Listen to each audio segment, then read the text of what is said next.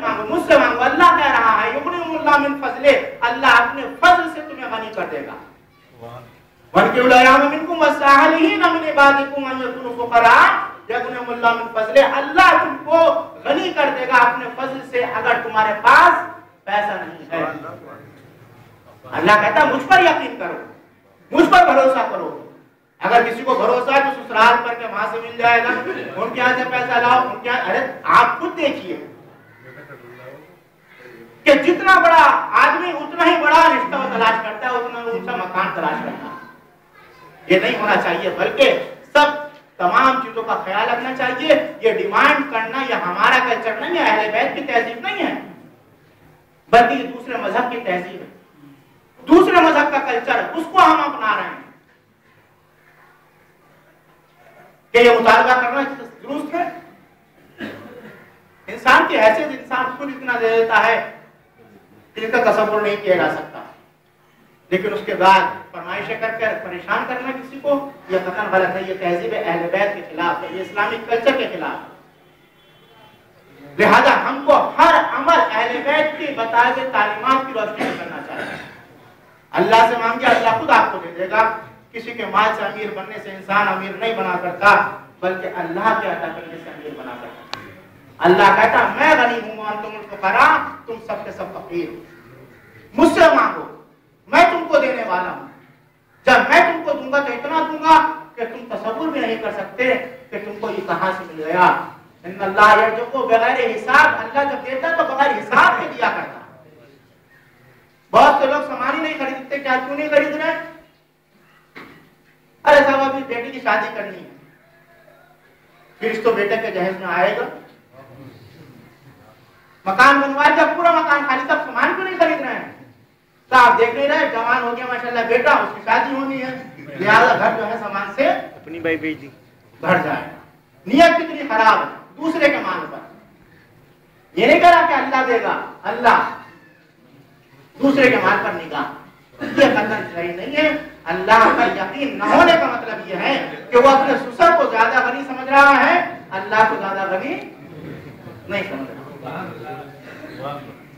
इस फिक्र को खत्म कीजिए, इस तहजीब को छोड़िए। हमारी तहजीब अलग है, हमारा कल्चर अलग है।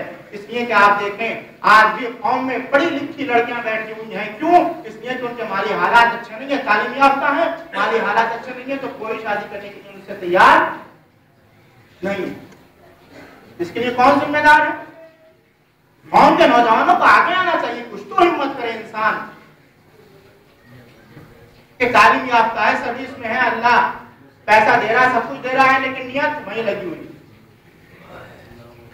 सैकड़ों लड़कियां कौम की अभी बैठी हुई है शादी से, जो तालीम याफ्ता है, आला तालीम याफ्ता है, लेकिन शादी नहीं हो पा रही, क्यों? उनके माली हालात अच्छे नहीं।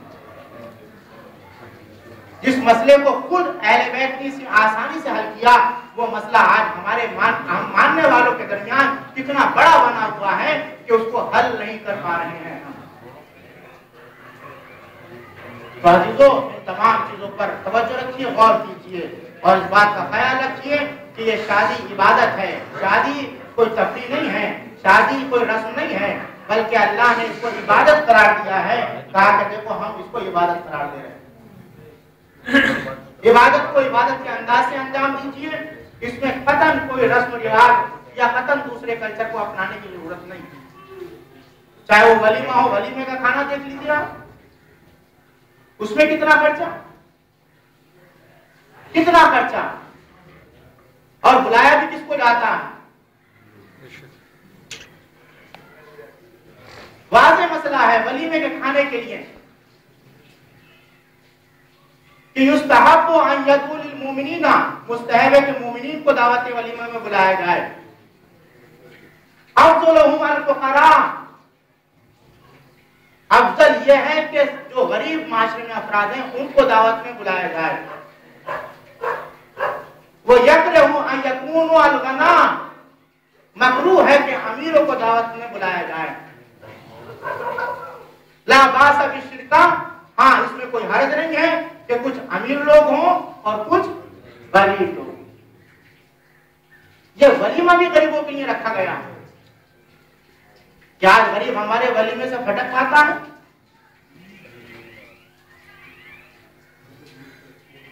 इतना दूर रखते हैं वलीमा भी कि 100 रुपए तो बेचारे को जाने के लिए चाहिए। 100 रुपए में पहुंचे वहां और फिर 100 रुपए का लिफाफा भी दे, तो 200 रुपए में वो घर में न खाएगा आराम से बना के। आप मुझे बताना गलत है? ठीक है, हक है कहे का गरीबों का कि तुम्हारे घर खुशी है, लिहाजा तुम खुश ना हो बल्कि गरीबों को भी इस खुशी में शरीक करो। किस तरीके से गरीबों को जोड़ा है अमीरों से कि तुम्हारे घर शादी हुई है तो तुम गरीबों को खिलाओ। हमारा तरीका यह कि गरीबों को बुलाएंगे भी नहीं, ऐसों को बुलाएंगे कि जिसका खुद 10 जगह से बुलावा है। कभी कभी आप देखें ऐसा भी होता है कि एक ही वक्त में कई वलीमे हो जाते हैं। इंसान परेशान के साथ वहां पे भी जाना है, वहां पे भी जाना है, वहां पे भी जाना है, कहां जाए? कहीं के से तो एक इंसान के तो 10-10 जगह से बुलावे और गरीब बेचारा बैठा हुआ, उसका एक जगह से भी बुलावा नहीं। उसके बच्चे कह रहे हैं कि काश हमारा भी कहीं से बुलावा होता तो आज हम भी अच्छा खाना खा लेते। उस गरीब के बच्चे रो रहे हैं अच्छा खाना खाने के लिए, और वो अमीर 10 जगह जा रहा है जहां खाना भी नहीं खा पा रहा है, बेचारा शिरकत ही कर रहा है क्योंकि एक ही जगह खाना खाना है। तो वलीमे के हक मुस्तहक है गरीब, लेकिन हाँ अगर आप चाहें तो कुछ गरीबों को बुलाएं, कुछ अमीरों को बुला लें, वाला बासा, इसमें कोई हरज नहीं है। लेकिन टोटली सबको हो जाए तो इसको शरीयत ने मकरूह करार दिया है कि इसकी इजाजत नहीं है।